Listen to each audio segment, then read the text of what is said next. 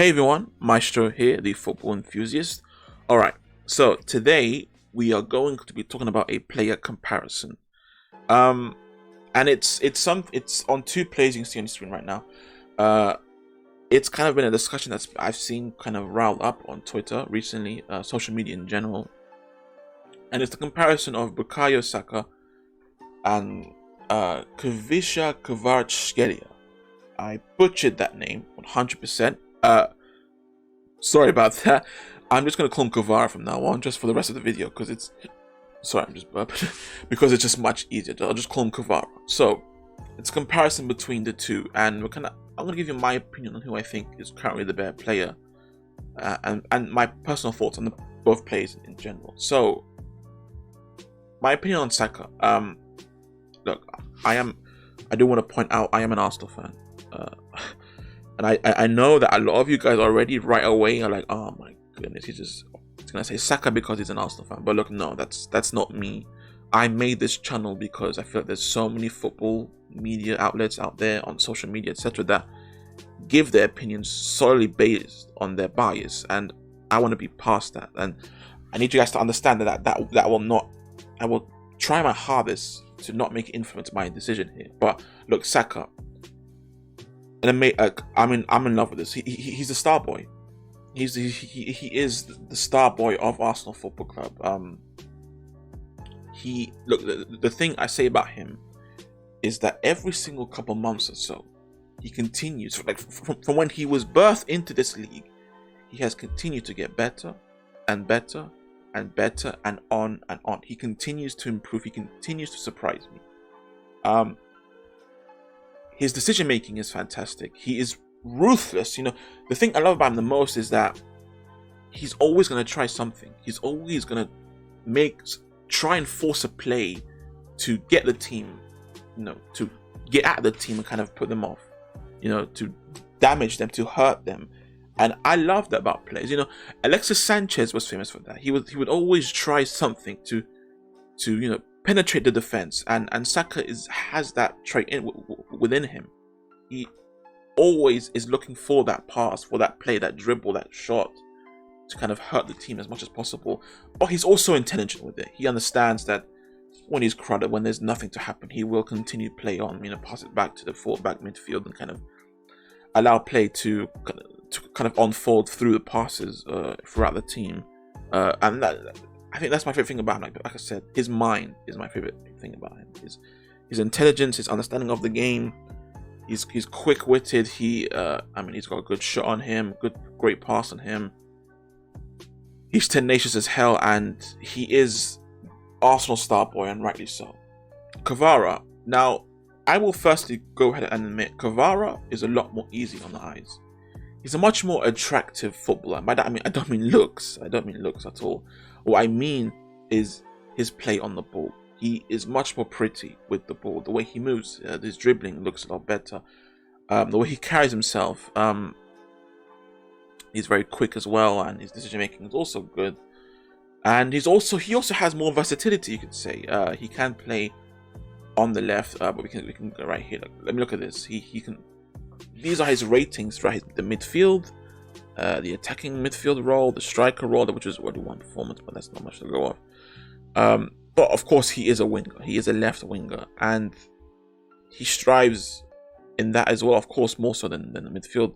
But he is a versatility player. Saka is too, but Saka's more so like I think there's more versatility in a player that plays that can play on the wing and the middle, as opposed to Saka, who can play on both wings.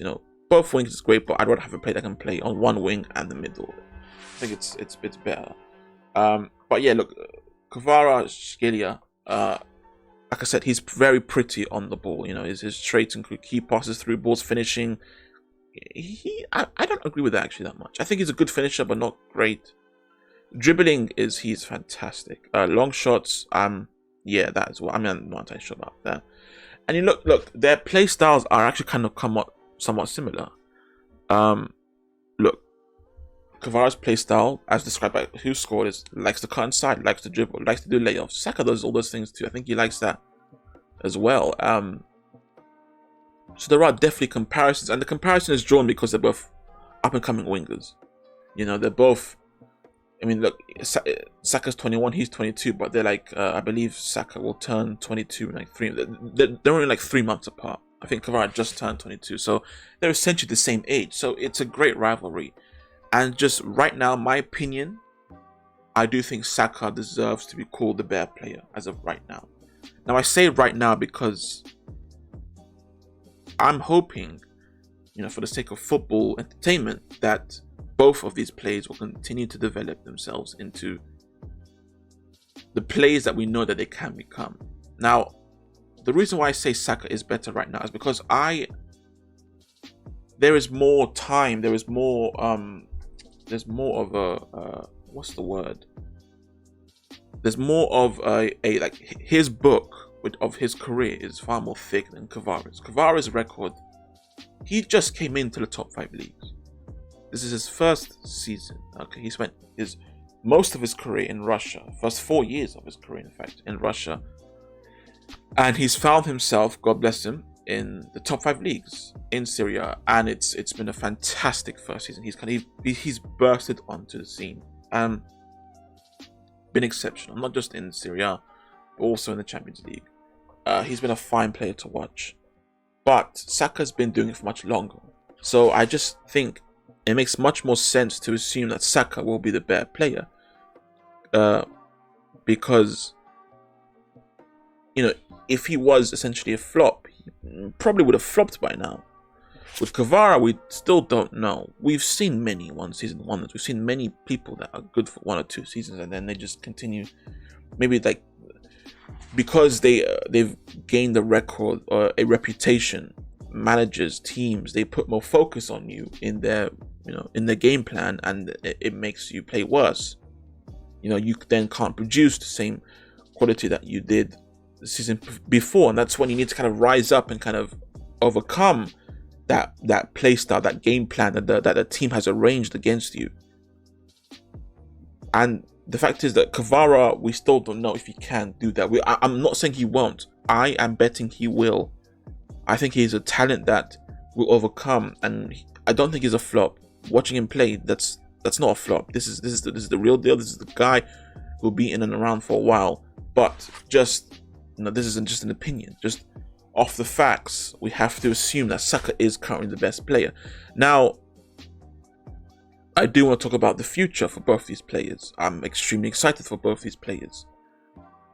I do, in terms of this, look, the thing that people can hold over Saka with Kvara is that, like I said before, he is much more pretty on the ball. He looks more appealing on the ball, and he can be a bit more a bit more direct, but he also can be a bit more sloppy. I think Saka will be, you know, much more intelligent with his plays. So there is that, but as a whole, I do think Saka deserves to have the praise over Kvara right now. There's also a concern of the leagues, because let's be honest, Kvara probably won't be staying in Napoli for a while. So just be completely honest. He's already getting interest from the top clubs in the Premiership as well as in La Liga. So you'd have to assume he will leave. So, but as of right now, he is playing in Serie A, and whilst I'm not one of those guys that oh my god, this guy's playing good, but it's in this league, which means we can't say he's good. No, I don't believe that. I think like Sancho is a good example. He played exceptionally well at Dortmund.